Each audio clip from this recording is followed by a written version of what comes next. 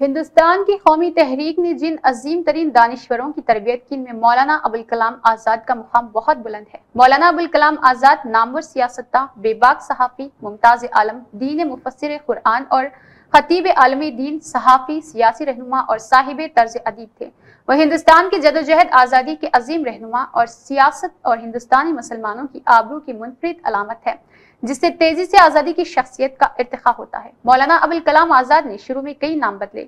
والد محترم مولوی خیر الدین نے محی الدین احمد نام رکھا، لیکن آپ نے 1900 میں خندق نظر میں اپنا نام غلام محی الدین آزاد لکھا۔ 2 سال بعد مخزن میں ابوالکلام محی الدین آزاد چھپا۔ کبھی اپنے آپ کو احمد المکنی بابی الکلام آزاد الدہلوی، کبھی صرف احمد، کبھی ابوالکلام، کبھی ابوالکلام احمد لکھتے تھے، لیکن 1903 میں جب انہوں نے لسان الصدق کی صدارت سنبھالی تو اپنا نام ابوالکلام آزاد لکھا اور یہی نام عمر بھر ساتھ رہا۔ مولانا آزاد کی جدوجہد 3 ادوار میں منقسم نظر آتی ہے۔ پہلا دور 1906 سے 15 تک کا ہے۔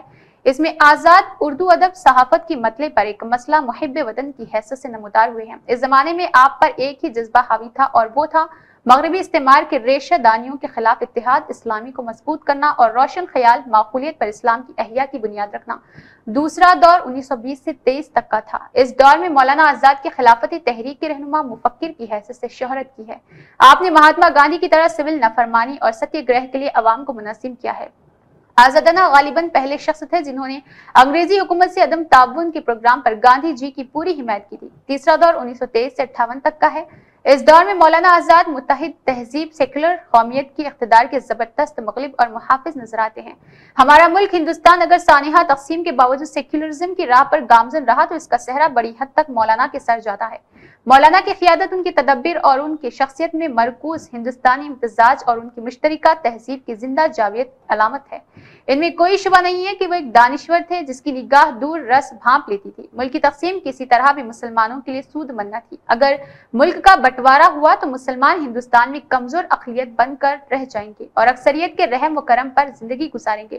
یقین نہیں آتا کہ مولانا نے جس وقت صحافت میں قدم رکھا ان کی عمر محض 11 سال تھی۔ ان کی صحافت کا آغاز نیرنگ عالم سے ہوا، لیکن صحیح معنی میں ان کی صحافتی زندگی کا آغاز اس وقت سے ہوتا ہے جب انہوں نے لسان الصدق کی دارت سنبھالی ہے۔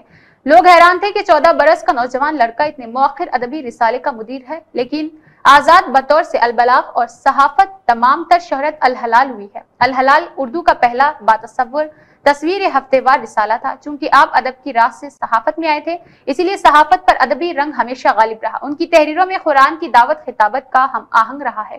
اس کے علاوہ وہ ایک طاقتور، سچے، بے خوف انسان تھے۔ انہوں نے ظلم، ناانصافی کے خلاف لڑائی کی ہے۔ مولانا آزاد کو جب کانگریس کا صدر منتخب کیا گیا تو ان کی عمر محض 35 سال تھی۔ آزاد ہند کے وہ پہلے وزیر تعلیم منتخب ہوئے ہیں اور وفات تک یہ قلمدان آپ کے پاس رہا۔ آپ کے دور میں تعلیمی میدان میں کئی پیش رفت ہوئی ہے۔ مثلا یہ اصول تسلیم کیا گیا ہے کہ صرف کتابی علم حاصل کرنے کا نام تعلیم نہیں ہوتی ہے۔ سائنسی، تکنیکی اساتذہ کی ٹریننگ، لسانی تربیت، مندرجہ ذیل فہرست ذاتوں اور قبیلوں دیگر پسماندہ طبقوں کے لیے وظیفوں کی اسکیمیں، ان کا نفاذ انہی کے وزارات میں ہوا۔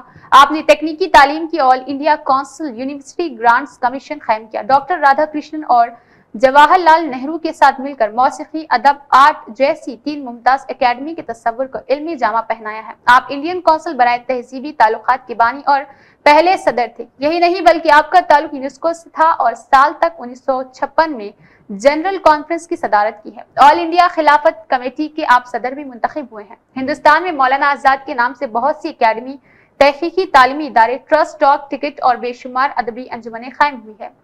آزاد کی تصانیف میں تذکرہ غبار خاطر ترجمان القرآن کو بہت ہی قدر کی نگاہ اور ترجمان القرآن کو بہت ہی قدر کی نگاہ سے دیکھا گیا ہے۔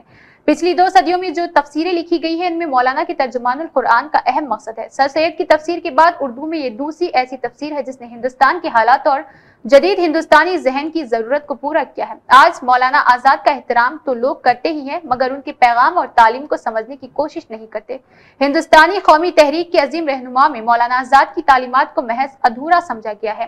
عوام کی اکثریت کے سامنے ان کی حیثیت بس ایک قوم پرست مسلم رہنما کی ہے۔ آزادی کے قومی تحریک ایک جذباتی یادگار نشانی، بھولی بصری وراثت کے طور پر تو باقی رہ گئی جس کی عزت تو کی جاتی ہے مگر اسے واضح اور تنقیدی طور پر سمجھنے کا احساس نہیں ہوتا۔ مولانا کے سب سے بڑا چیلنج खराज तहसीन ये होगा कि हम उन उसूलों और इख्तियार को अपनाएं जिसकी वजह से जिंदगी में भर नुमाइंदगी की जाए। आजाद के ख्वाबों का हिंदुस्तान एक मजबूत, खुद एतमादी से मामूर सेक्युलर हिंदुस्तान था। नेहा खान की ये खास रिपोर्ट।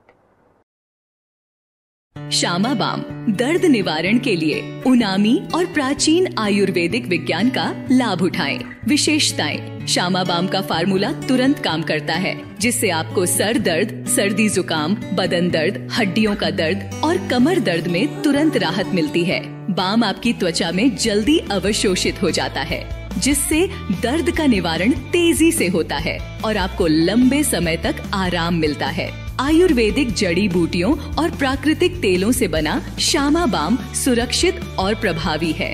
उपयोग के तरीके: प्रभावित क्षेत्र को साफ और सूखा लें। श्यामा बाम की थोड़ी मात्रा लें और धीरे धीरे मालिश करें। दर्द के विभिन्न प्रकारों में प्रभावी सर दर्द, श्यामा बाम से मालिश करें और तुरंत आराम पाएं। सर्दी जुकाम, नाक और छाती पर लगाएं, जिससे नाक खुले और सर्दी जुकाम से राहत मिले।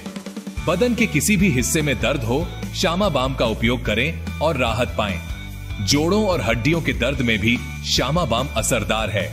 कमर में दर्द हो तो श्यामा बाम से मालिश करें और आराम पाएं। सभी मेडिकल स्टोर्स, जनरल स्टोर्स और सुपरमार्केट में उपलब्ध। अधिक जानकारी के लिए स्क्रीन पर दिए गए नंबर पर संपर्क करें। श्यामा बाम के साथ दर्द को अलविदा कहें और अपने जीवन को खुशहाल बनाएं। श्यामा बाम, आपके परिवार का भरोसेमंद साथी।